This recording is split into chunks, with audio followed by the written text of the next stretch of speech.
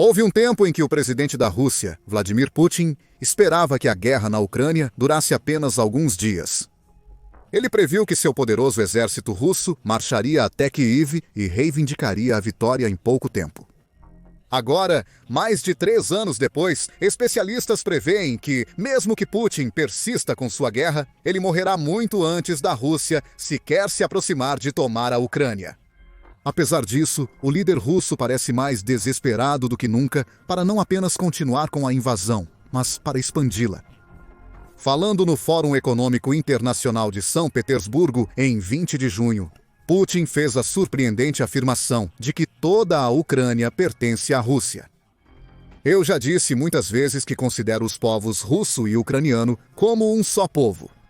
Nesse sentido, toda a Ucrânia é nossa. Ele acrescentou que há uma regra antiga que onde quer que um soldado russo coloque o pé, isso é nosso. Essas declarações, compreensivelmente, espalharam medo por toda a Ucrânia e muito além.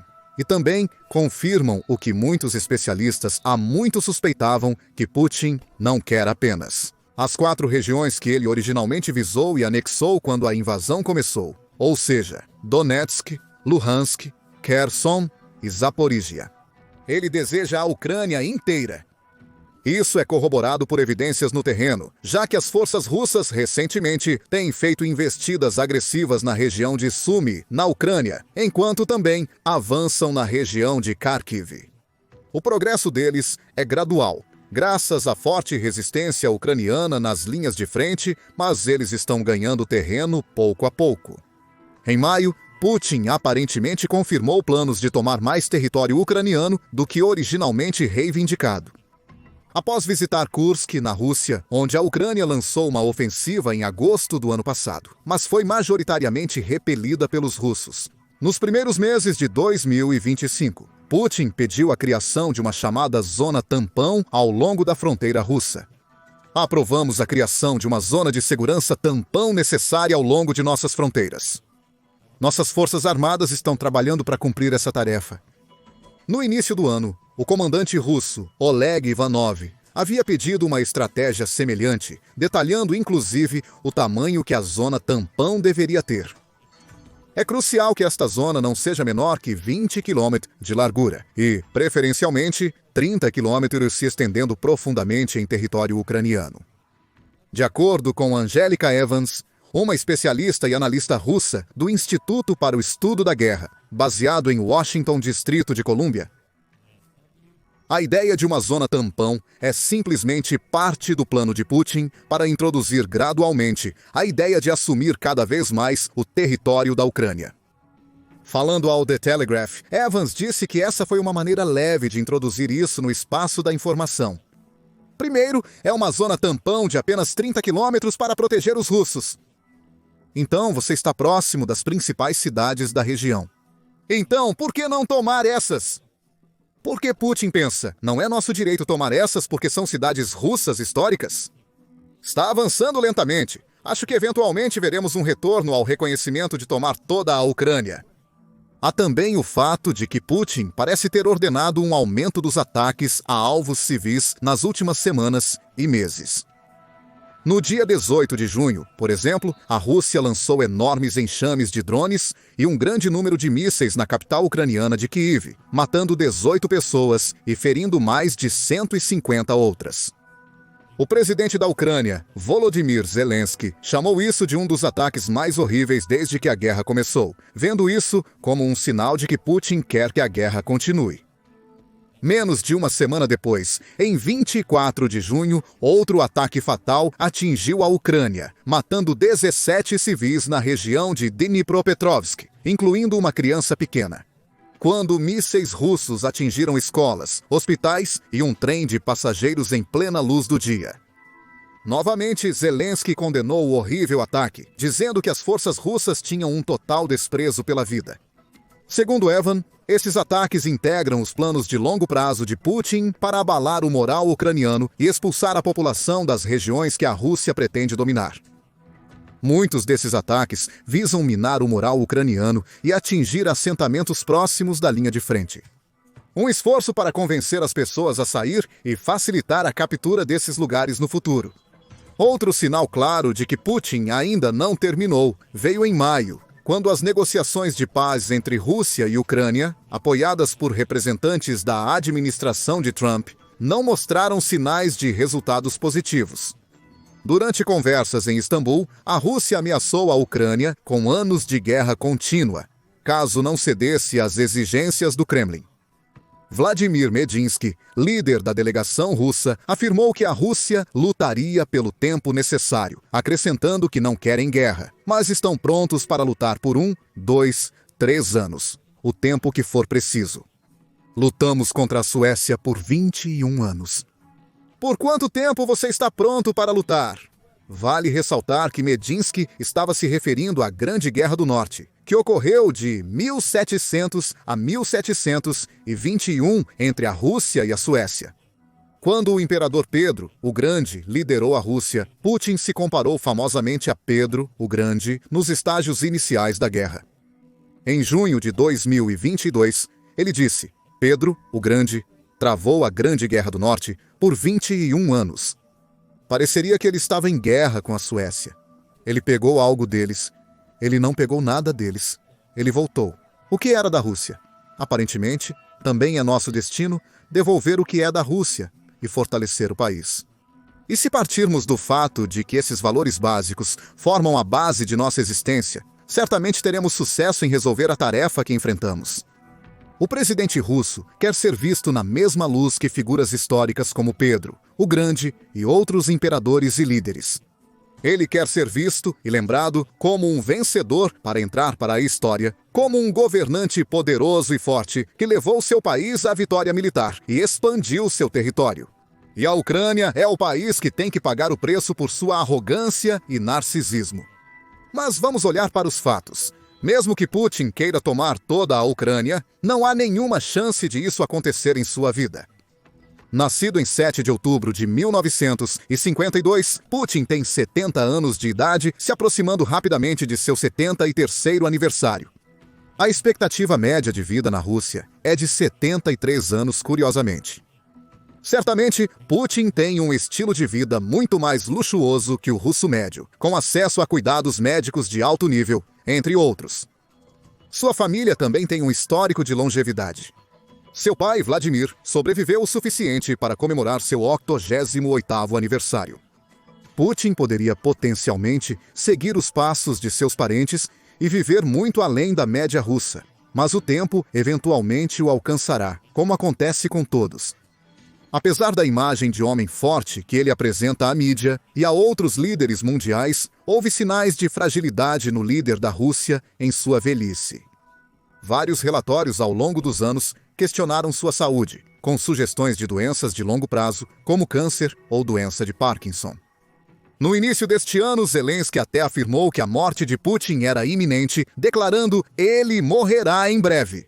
Isso é um fato, e tudo acabará, acrescentando: eu sou mais jovem que Putin, então apostem em mim. Minhas perspectivas são melhores.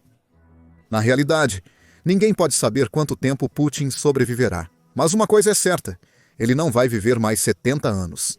E é esse o tempo que provavelmente levaria para a Rússia capturar toda a Ucrânia se mantivesse seu ritmo atual. Essa estimativa é baseada em dados do Institute for the Study of War, que, segundo o Telegraph, afirmam que a Rússia conseguiu reivindicar 227 milhas quadradas, ou 588 quilômetros quadrados de terra ucraniana em junho. Houve um aumento em relação a maio, que teve ganhos de 195 milhas quadradas, ou 507 quilômetros quadrados. Os ganhos de maio também foram uma melhoria em relação aos de abril e março. Então, a Rússia tem mostrado algumas melhorias nesta área. No entanto, mesmo com essas melhorias, ainda levaria 7 décadas inteiras para capturar a Ucrânia no ritmo atual. E isso sem levar em conta inúmeros outros fatores e possibilidades, como a possibilidade muito real de que a Ucrânia possa continuar a lançar contra-ataques mais bem-sucedidos. Recuperar terras perdidas e prosseguir com ataques ao coração da Rússia, como na recente Operação Spiderweb com drones. Se as forças armadas da Ucrânia conseguirem manter o ímpeto que mostraram recentemente e continuarem com sua excelente estratégia de mirar nas peças mais valiosas e importantes da máquina de guerra russa, Eles poderiam facilmente diminuir a taxa de ganhos territoriais da Rússia, prolongando ainda mais a guerra e aumentando a pressão sobre os ombros de Putin. Por exemplo, a Ucrânia tem atacado repetidamente alvos logísticos importantes em territórios ocupados e em solo russo. Alvos como depósitos de petróleo, linhas ferroviárias, pontes, trens, fábricas de produção, fábricas de armas, bases aéreas e assim por diante. Quando a Ucrânia atinge locais como esses, ela causa um grande golpe nos planos de guerra da Rússia, causando caos, atrasos e interrupções. E forçando os russos a repensar, reajustar e usar mais tempo e recursos para reparar os danos e voltar aos trilhos. Tudo isso enfraquece ainda mais a posição russa e prolonga o conflito, dando à Ucrânia mais tempo e espaço para se reagrupar, reorganizar e recuperar o terreno perdido. Cada vez que a Ucrânia recupera com sucesso um pedaço de seu território, isso também faz a Rússia voltar à estaca zero. Pois eles têm que dedicar mais tempo, mão de obra e recursos militares para tentar novamente retomar essas regiões. Além disso, como visto na ofensiva ucraniana de Kursk no ano passado, a Ucrânia até tem a capacidade de cruzar a fronteira russa e tomar território dos russos. Durante essa ofensiva, a Ucrânia chegou a controlar dezenas de assentamentos e quase 500 milhas quadradas de território. Também capturou centenas de soldados russos, plantou minas antitanque e antipessoal em toda a região e destruiu peças-chave da infraestrutura e do equipamento militar russo. Os ucranianos foram expulsos, mas este é mais um exemplo da natureza oscilante do conflito. Embora a Rússia esteja obtendo ganhos em algumas áreas importantes, existem muitas posições ao longo das linhas de frente onde a guerra está em impasse. Um recente estudo do Centro de Estudos Estratégicos e Internacionais, por exemplo, descobriu que em certas regiões a Rússia estava progredindo a um ritmo verdadeiramente lento. As forças russas avançaram em média apenas 50 metros por dia em áreas como Kharkiv. Mais lento que o avanço médio diário de 80 metros das forças francesas e britânicas durante a ofensiva do Somme na Primeira Guerra Mundial.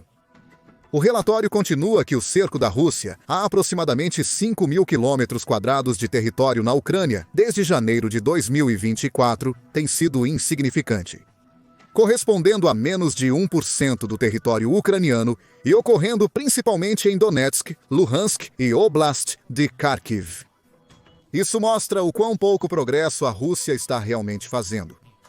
Luhansk é um exemplo particularmente ilustrativo disso. Esta foi uma das principais regiões que a Rússia inicialmente visou em sua invasão e teve uma grande vantagem em termos de capturá-la. Desde que separatistas apoiados pela Rússia assumiram o controle de grandes partes da região em 2014. Ainda assim, mesmo tendo ocupado a maior parte do território por vários anos, a Rússia só anunciou a captura completa de Luhansk em 1º de julho. Leonid Pezenchnik, o chefe da região nomeado por Moscou, declarou. Há 2 dias, um relatório afirmou que o território da República Popular de Luhansk foi totalmente libertado. 100%. Enquanto a Rússia aparentemente comemora essa notícia, o fato é que levou mais de 3 anos para eles tomarem um território que era, sem dúvida, o mais fácil de capturar. Isso é mais uma prova clara da notável resistência da Ucrânia e do seu desejo de defender cada último centímetro de sua terra. Mesmo pequenos assentamentos, vilas e terras agrícolas em áreas disputadas ao longo das linhas de frente. Se a Rússia tentasse assumir grandes cidades ucranianas como Sumy, Kharkiv e Dnipro, ou a capital Kyiv, seria muito mais difícil. E a Ucrânia defenderia essas terras ainda mais ferozmente e efetivamente. A captura de uma única cidade poderia levar anos de esforço e custar inúmeras vidas russas. E falando em vidas russas, também vale lembrar que a Rússia recentemente ultrapassou o triste marco de 1 milhão de baixas estimadas.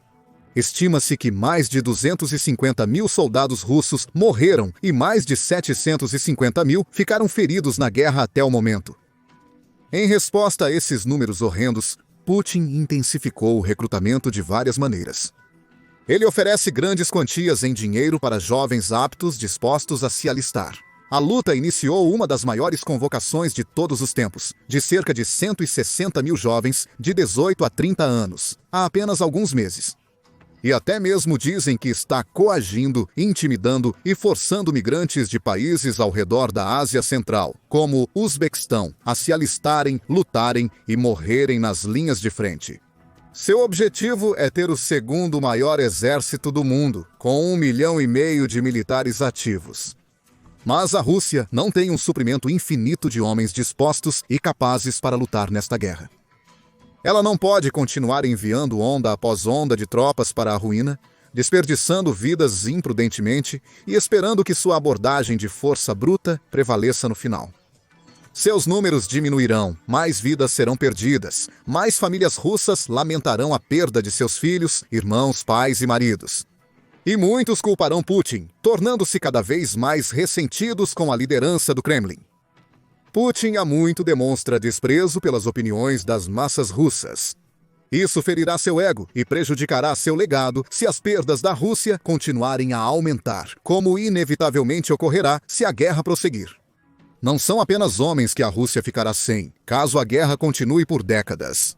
Equipamentos como tanques, veículos blindados, caças, sistemas de defesa aérea, drones e mísseis também diminuirão com o tempo. De fato, muitos relatórios sugerem que a Rússia já está enfrentando uma espécie de crise em relação ao seu equipamento militar. Como o estudo do Centro de Estudos Estratégicos e Internacionais mencionado anteriormente afirma, a Rússia perdeu quantidades substanciais de equipamentos nos domínios terrestre, aéreo e marítimo, destacando o alto custo material de sua campanha de desgaste. Desde janeiro de 2024, por exemplo, a Rússia perdeu aproximadamente 1.149 veículos blindados de combate, 3.098 veículos de combate de infantaria, 300 artilharias autopropulsadas e 1.865 tanques. Ainda mais notável, as perdas de equipamentos russos foram significativamente maiores do que as ucranianas, com proporções entre 5:1 e 2:1. A favor da Ucrânia. Vários relatórios e especialistas concordam que as perdas de equipamentos russos são impressionantes. Nikolai Mitrokhin, da Universidade de Bremen, na Alemanha, afirma que os veículos blindados estão sendo destruídos em uma velocidade alarmante.